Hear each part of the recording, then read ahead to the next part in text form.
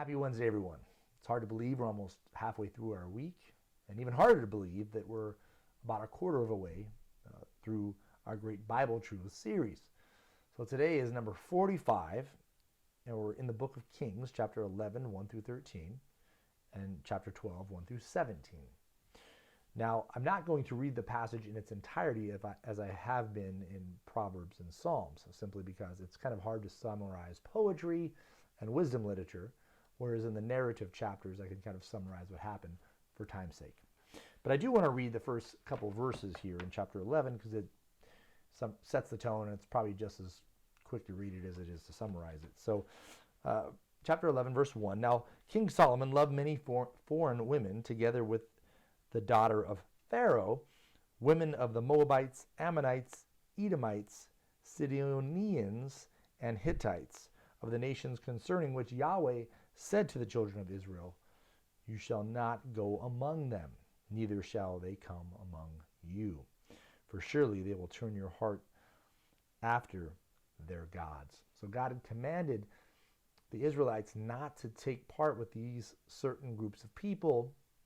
They had come out of Egypt, right? God had taken them out of Egypt, and now here's Solomon intermarrying with Egyptians, bringing them back in. And these other tribes that God said don't take part in their ways, in their wicked ways, because they had a false religion, false religious practices. And religious practices aren't just something you believe in the mind, they come out in the heart. The cult, if you will, of religion manifests itself in the culture. So if you want to see what one believes, or if you want to know what a culture believes about God, about religion, about right and wrong, look at their religion. Or we should say, look at the religion if you want to see the culture. Both go hand in hand. So you could see what people believe by how they live. So we can look at the United States today and say, we don't have a God-fearing country because people live in a way that is either humanistic or atheistic or paganistic, and probably can make a case for all of the above. Point being here, God told them not to intermarry with these people, but in this day and age, or in that day and age, I should say, these marriages were part of a peacekeeping process. So as we read in verse 3, he says that he had 700 wives, princesses, and 300 concubines, and his wives turned his heart away. So why would he have so many wives and concubines? Well, as I said, Egypt's going to say, take our princess daughter. Why? Because if you have the daughter of the Egyptians living with you, married to you, you're less likely to go and attack and kill all of us, because your wife's going to say, that's my family, don't go and kill them. So this is just kind of the reasoning of why in that day and age, kings and people of power would have many wives. They're making treaties with countries that aren't just ratified by the UN like in today's world, but hey, we have your daughter over here, and you've given us your son. And so these are ways to try and keep peace. But Israel was told not to intermarry and bring these people into their culture, because it would ultimately lead them to false religion, false culture, and a false way of life.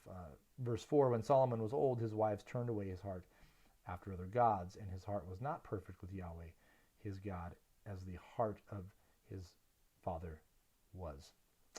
So a lot to say there. First off, I want to just say Solomon's heart was turned away when he was older, it says.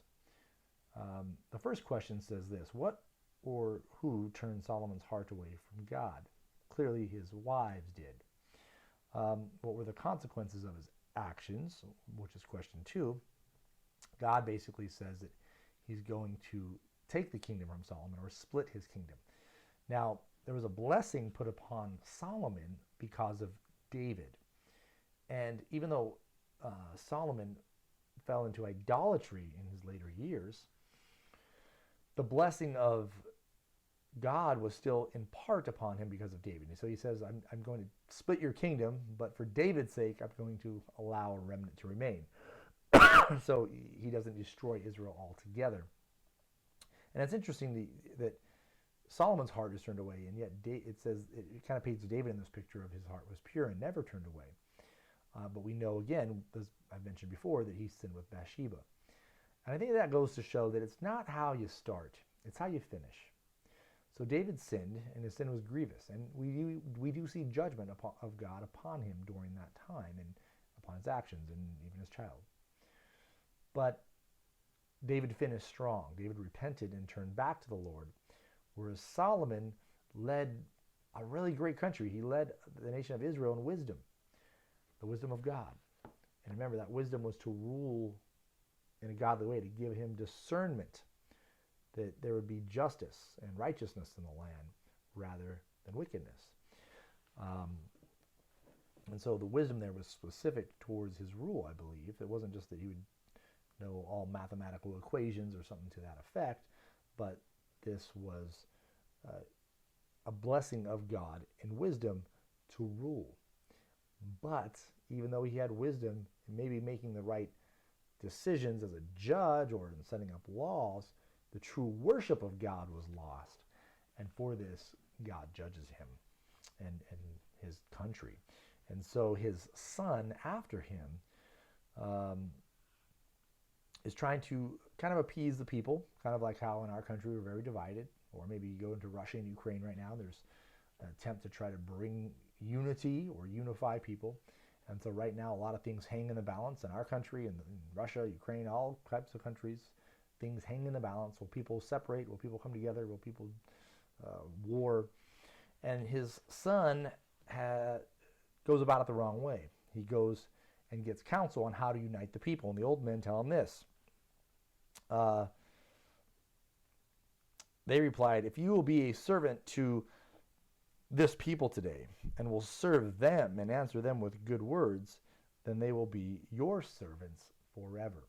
So they kind of encourage them to win them over with kindness, maybe lower their tax. So I think part of this issue is about taxation. They're being taxed a whole lot, right? And it's a burden to them. And they come and they complain to Solomon's son, saying, hey, it's been too much of a yoke upon us.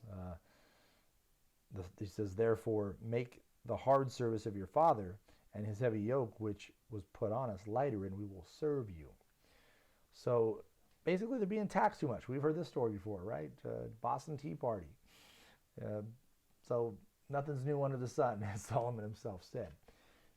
And much of Solomon's writing, I think, in Ecclesiastes reflects, we didn't read that book in this one, but reflects his older years where he sees his mistakes, unfortunately. Now, as we see this, the counsel given to Rehoboam, Solomon's son, is he doesn't listen to the old men, the wise counsel. Instead, he listens to the young men.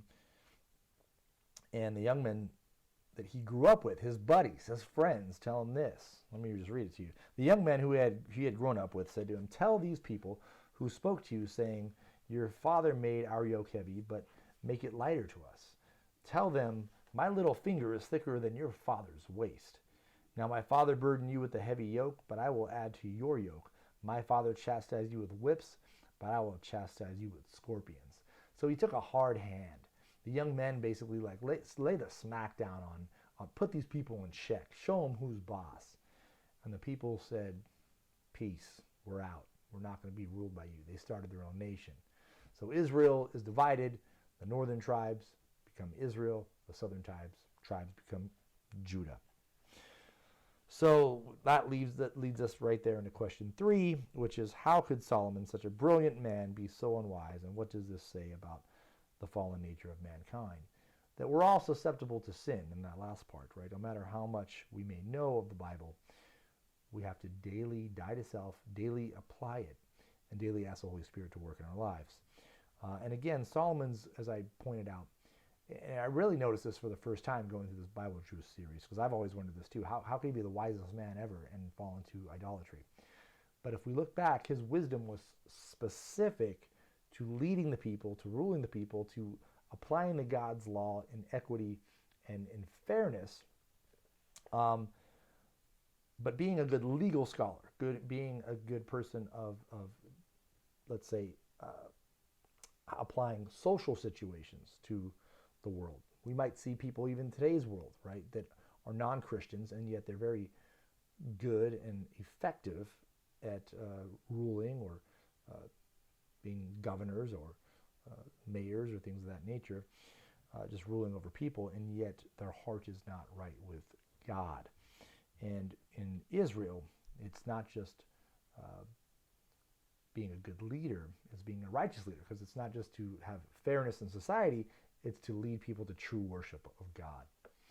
And so this would, we see almost the civil and sacred tied together in Israel, whereas after Israel's fall, really, we have a separation of powers, not in the American sense of separation of powers, but you have a church, right, which is dealing largely with the spiritual realities, and those spiritual realities have practical ways in which we live, but it's not that that a civil leader, that we wouldn't obey a civil leader if he's not a Christian, right? We would have to. And it says, God gives the sword to the state, right, to punish evildoers. Now, hopefully, they're truly punishing evildoers and not doers of good, but it makes sense for them to reward good people and punish evil people, even if they themselves are evil, or even if they themselves are non-believers. They're going to arrest murderers and child molesters and thieves, because that is just a logical deduction of how to rule, right? So I think Solomon falling into this shows that, yeah, he was wise, but knowing things and having wisdom, it has to be continually applied. And that just shows the deceptiveness of sin, especially in the area of sexual desire towards women, or allowing relationships, ungodly relationships, to sway you, whether that be marriage or friends. Some say, hey, we don't even know if he ever consummated all these marriages. A lot of them could have been just wives he had lined up for days, but as peace treaties. And the point of that being is that, yeah, he all these things clouded his mind. He got sucked in by peer pressure, really. And I doubt that he probably justified it in some way. I don't know, but it just seems as though his wives probably convinced him that you can do both, and that you can live in the world, and you can sacrifice to Moloch and still please God. And that's not true. Question 4. Did Rehoboam show wisdom when he rejected the advice of the older advisors and heeded the advice of the younger men who had no governing experience? He absolutely did not, right? He should have listened to the old men. In all areas of life, listen to those who are older and wiser. They've been through it. They have experience. Not that young people can't have any wisdom, but he listened again here, not just to his people who were young, but the younger men he grew up with. Those were his friends, and they probably had a vested interest. If you rule and you have power and you get a lot of tax money, we're going to be banking it with you. So they weren't good people to listen to. The older men gave him wise advice, and he didn't listen. 5. Can you see how important it is to have wisdom? Yes. Talk about that more with your family, but for time's sake, yes. 6. What does this story tell us about the importance of faithful obedience to God's commands in order to have wisdom and enjoy God's blessing? And what was Joshua's advice on the subject? Well, Joshua said, choose this day whom you will serve, because you can't serve God and foreign gods. God will not allow it. He will bring about judgment. He will bring about punishment if you claim his name and live falsely. And so the importance is that we need faithful obedience to God's commands, and we need that wisdom daily. And if we walk in it, then we are going to receive God's blessing. But if we stray from it, there's going to be consequences, whether that be in our country, whether that be in our families, our churches, or our own personal lives. Let us walk in obedience, remembering that we reap what we sow. We'll see you guys tomorrow.